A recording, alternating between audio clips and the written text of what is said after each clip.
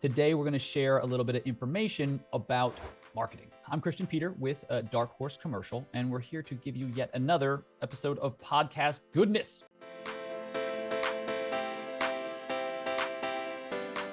Welcome. My favorite thing in life to do is share lessons that I have learned along the way to make it a little bit easier for you guys.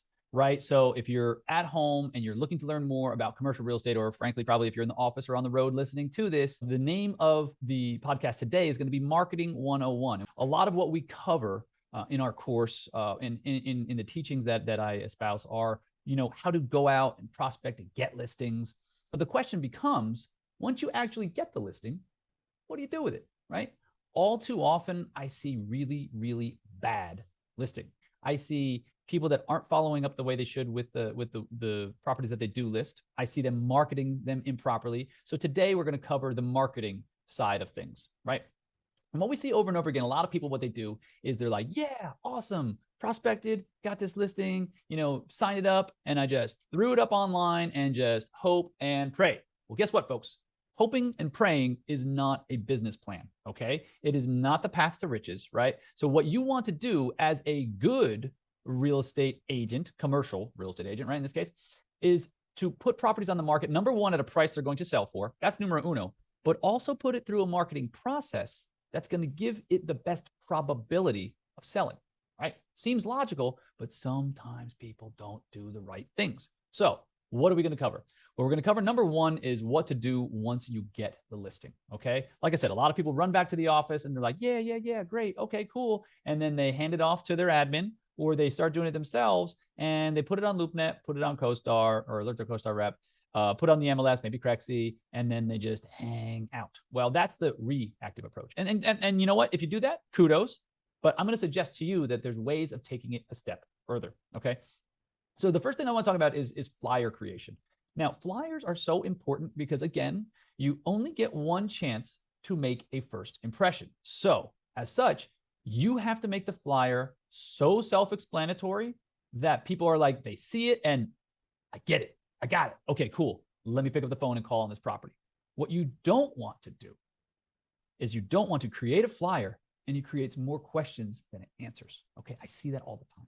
I see people leaving things out. I see things marketed improperly, and there's just information. In some brokers' minds, are like, I'm going to get them to call me. No, the average agent is either too busy or too lazy or both to call on every time they have a question about something. Oftentimes it's like, let me look for something else. Or that's one of three things I'm looking at. I'll just focus on the other two because I don't have time to call this guy. Or they call this guy or gal, and next thing you know, they can't get through, and they're just like, I just won't even bother with that property, right?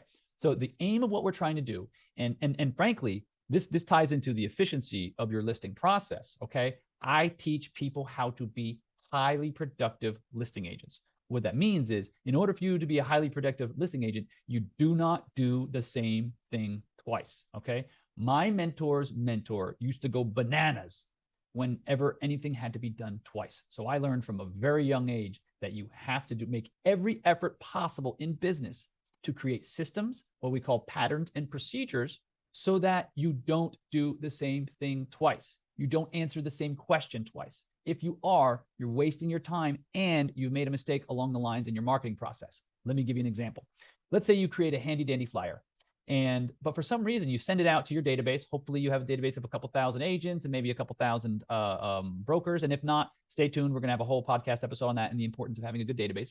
But let's just say you get this listing, and the first thing you do when you get back to the office is you take it, you create a flyer, and you blast it out to your database, which, by the way, folks, that's what I recommend. What you do is sometimes it takes a few days to get your LoopNet, MLS, CoStar up and going, and it takes a few days for this stuff, but there's no reason why you can't get a head start and reach out to what I call the usual suspects on your marketing list, right? But so what you do is you create a flyer day one, okay, and you blast it to your list of investors, not brokers, because last I checked, double-ending deals is better than just getting one side of it, right? So you're not going to send it to the brokers just yet, okay? You want to send it to the list of investors that you know are hot on that property type. How do you know who's hot on that property type? People that already own that property type in that market. Making a sense? I hope so. So think about it. Who are you going to sell bananas to? People that already buy, own, and eat bananas. You don't sell bananas to people that like apples or like candy bars, right? The most likely person to buy a property is someone that owns within 2-mile radius of that property. And the cool thing about investment folks is that they have cash flow coming in every month. So they have money to spend. They have properties that they can pull money out of via maybe a refi or something like that. They can do lines of credit. There's all kinds of different solutions. But the point being, on the commercial side of things, it's very nice because you can do multiple deals with investors because they already own, they already have cash flow, they already have money. So they, as long as it's hitting like their investment criteria, as long as it's hitting like their desired rate of return, boom, you got clients. So does it make sense, folks, to make a list of everybody that owns within a 2-mile radius? I think so. Okay, that's just a little side note. So again, you create your flyer, you put all the pertinent information out, you blast it out to your list, and then you start getting questions. Now, mind you, you're always going to have knuckleheads out there that are like, oh, well, what about this? What about that? And they ask what I call like the 1% questions. The question that like 1% of agents is going to ask because either they're really, really specific, they have a buyer that's really specific or not really clued in, or don't know what they're doing, they don't know what they're asking. You know what I mean? So you're always, or they're just plain out weird or crazy, right? Frankly, there are weirdos out there. But the point being, you're always going to get oddball questions, sure. But if you start sending information out and you start getting the same information or the same questions based on that information over and over again, you've done something wrong, okay? Now, it's not a criticism, it's a fact, right? So if you're getting the same questions and it's something that could have been included, something tells me that you should have included it. So here's what I'm recommending, right? Make sure that your flyer, again, only one chance to make a first impression, make sure that your flyer is doing as much of the heavy lifting for you as possible, okay? So I'm going to switch screens and show you what like a decent flyer looks like. Now, here's the thing. On the commercial side of things, it's not like residential. These people that go out and get like a fancy photographer to go out and photograph this and photograph that, and they're worried about the layout, that's a bunch of garbage. And I'll tell you why, you know? And props to the companies that have their own marketing departments and stuff like that. That's great. More power to you. But that's not what's needed to sell a building. It's like a nice to have, not a have to have. If you have all the pertinent information, because what are investors looking for? They don't care if you have high DPI flyers or 30-page offering memorandums. Frankly, the only person that reads that is you and your marketing team. Okay, nobody reads all the demographics for the 1, 3, and 5-mile radius and the this and the that and the. No one reads those studies. I promise you. Most investors, think about it. We live in a 147 character, 7-second attention span world. Nobody anymore is reading 30-page brochures. Okay, what they do want to know is just the facts, ma'am, just the facts, just like the old Dragnet episodes. So what we're going to do is we're going to show you how you can include just the facts. I've come up with several different examples for you of flyers. Some of them are for listings, some of them are just solds, but the point remains, what you want to do is you want to give the most important facts each time, right? So here's an example, right? So what we have is we have this building, okay? Picture out front. Easy peasy, right? You can do it yourself. You can get it off Google Earth, like Street View, okay? It doesn't have to be fancy. Technically, the iPhones that most people are carrying in their pockets nowadays has 8, 10, 12 megapixel cameras in them. It's so much better than fancy cameras were just 5 or 8 or 10 years ago. So the resolution on those cameras is good enough for commercial. You're not trying to sell a luxury home here. You're trying to sell bricks and mortar, okay? Now, for this one, this happens to be a just sold flyer, right? So just sold 3.45 million, okay? And this, if this was for sale, it would just say for sale, 3.45 million, right? Very simple. Okay, we want to include square footage, very important. We want to include property type, okay? If it's on a main corridor, you want to explain where it's located, okay? You always want to give the address. So if someone just looked at this header right here, they would know exactly what the property is, what type it is, how big it is, where it's located, and what the price is, okay? Very, very important. That's what a good header will tell you. You want, your header, the main idea of the header and the main function of the header is to get people to look further, okay? You always want to have branding. You always want to have it consistent with your company colors, okay? My company gray happens to be, or silver happens to be one of the colors, okay? Picture of it, like I said, high res from your iPhone, good enough. It's nice to have an aerial map, okay? The aerial map is very, very simple, very easy peasy. It gives them, lets them know kind of where the major arteries are because people want to know where major arteries are in relation to properties, okay? Then in this case, this is data to sale. This is from back in my brokerage days a few years back, right? We sold this one at the end of 18. But this might be, maybe just scratch that out and you got, okay, here's the price, here's the square footage, here's how much land there is. This is the year that it was built. Here in Miami, we have a a 40-year recertification process, or I should say certification process, and then it's 10-year recertification every year, every 10 years thereafter. So knowing what year it's built is important. Also knowing what year a building is built is important in terms of like how many renovations it's been through, what class of building, maybe it's A, B, C, in terms of the age and the amount of the wear and tear and stuff, and the depreciation and so forth. And then finally, very important, is the zoning. Okay, if someone is an owner user, it's very important for them to understand the zoning. Zoning will indicate what kind of list of permitted uses that will be allowed, whether they can run their business out of there. Okay, it's also important for a landlord. Maybe landlords say, "Oh man, I owned a property in this case IU2 zoning. I know it's a pain in the butt to deal with this particular city, but XYZ zoning is better here in Doral, Florida." Right. So very, very important to understand, folks. Okay, you want to have the most amount of you want to have the most amount of data without it being everything, because I tell you what. This has 1, 2, 3, 4, 5, 6 bullet points. Okay. You don't want much more than that. Okay. I would not go beyond 6, because why? The more bullet points you have, the less likelihood of people reading each individual one. So I would pick just the most important part. Like for instance, if this was for sale, I would say 33,000 square foot building, which we already know, 3.45 million, which we already know there. Okay. Land size, year built, and the zoning. Very, very important. You want people to be able to look at this at a glance and get a real good feel. And then the map tells them exactly where it's located in your particular market. Make sense, folks? That's a real good example of something that's like, straightforward, but at the same time, nothing crazy, nothing fancy, but at the same time, you're able to gather all the pertinent data that you need from it. Okay, so let's give another example. Here's another one. Okay, this is this is like an Airbnb opportunity, right? Really fancy-dancy Airbnb opportunity. Now this one photographs really, really nicely. Okay, Aston Martin out front. This is on Miami Beach. This is down here, down where by I live, right? But again, $4.8 million for sale. Now, if you want to have a catchy little heading, rare short-term rental investment on South Beach, okay? And the address, awesome. Next up, if you're selling an investment property, you had better put the rate of return, okay? Cap rate, whatever. Again, for people that want to make a very, very subtle distinction between cap rate is a snapshot of the relationship between asking price and NOI at a specific moment in time. Okay. Most investors, they use them kind of interchangeably, but just know you need to include what the rate of return is. Okay. You want to include a location. Again, we have a map over here, right? In this case, the fact that it's in the heart of South Beach is definitely a major plus. Okay.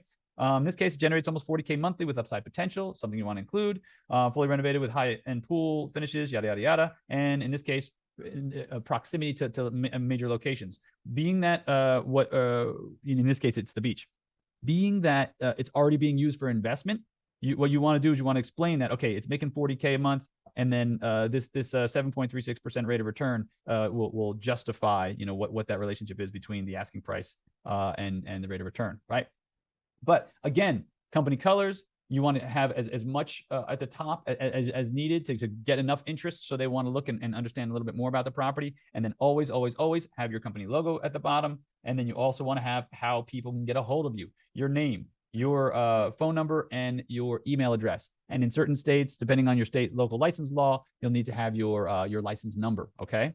So, or your brokers. Next up, okay, here's another one, another example. This is a just sold, okay? So just sold flyers, right? Very impactful. Guys, the thing I like about having a big email address list, right, is by going through to people and showing them what you can do. In fact, let me just give you a little 411 here, right? The thing I like about having a big email address is that you are not only trying to find sellers. I'm sorry, you're not only trying to find buyers for your particular property, you're also trying to find sellers. Now, what does that mean? Okay, this particular flyer might be a really good way of not only finding a buyer, okay, but it also might be like, wow, that guy from Dark Horse Commercial, he's really doing a lot, right? And what you do is when you send out a just listed, you can send out under contract, and you can send out just sold. What kind of, what I like to say is like, it creates like a feedback loop, right? Just listed, under contract, just sold, just listed, and you keep doing this over and over. It's going to start creating an image in these people's minds that this brokerage gets the job done. You with me? Okay. So this is another one. Again, look at this. just sold $169 per square foot. I can't tell you how many times I would sell out a just sold flyer and I'd get some local guy in the area who owns a bunch of different properties saying, hey man, tell me about the deal. What about this? What about that? And it opens up, it gets investors calling you so that you have to do less work, because it has many, many times led to listings, led to other work, led to all kinds of things, right? Especially if it's in the area where they own. They're like, oh, wow, tell me about this, tell me about that, because they're always trying to compare their property against what other ones in the neighborhood, okay? In this case, again, just sold, size of property. Wynwood happens to be a very, very hot submarket, very important to understand, and the address so people can locate it on the tax map or on your property appraiser's website. Next, in this case, it was date of sale. Sale price, 3.9 million, 23,000 square feet, a building, 22,000 square feet of land. You might say, how's that possible? Because it's a 2-story building.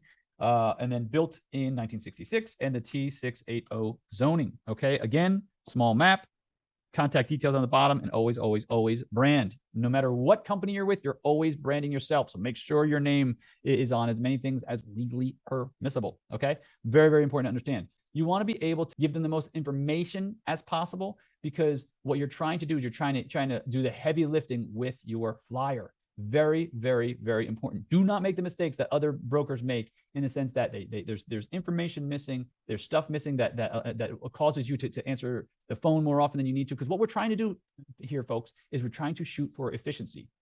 How many of you have ever worked with a buyer and realized that you can probably only work with 3 or 4 or 5 buyers at a time because they're just so time consuming, right?